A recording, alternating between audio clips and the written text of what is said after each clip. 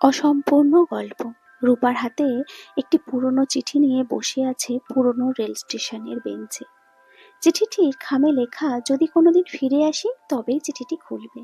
চিঠিটি লিখেছিলেন অর্ণব 5 বছর আগে। তারপর থেকে তার সাথে আর কোনো দেখা নেই, তার কোনো খোঁজ নেই। কেউ বলে বিদেশে চলে গেছে, কেউ বলে দুর্ঘটনায় মারা গেছে, কিন্তু রূপা কোনোদিন সে কথা বিশ্বাস করেনি। সেদিন হঠাৎ স্টেশনের লাউডস্পিকারে ঘোষণা হলো, বহু বছর বন্ধ হয়ে পড়ে থাকা স্টেশনে আবার একটা ট্রেন আসছে।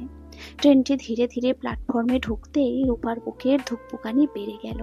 একে একে সবাই নেমে গেল। শেষ বগি থেকে কালো কোট পরা একটা অচেনা মানুষ নেমে রূপার দিকে তাকিয়ে মৃদু হেসে বলল, তুমি কি এখনো চিঠিটি খোলনি? রূপার হাত কাঁপতে লাগলো। সে খামে সিল ভাঙতে যাবে, ঠিক তখন স্টেশনের সব আলো নিভে গেল। চারিদিকে শুধু ট্রেনের হুইলেসের শব্দ।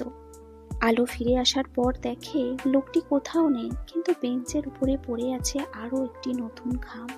তার উপরে লেখা আছে, এবার সত্যটা জানার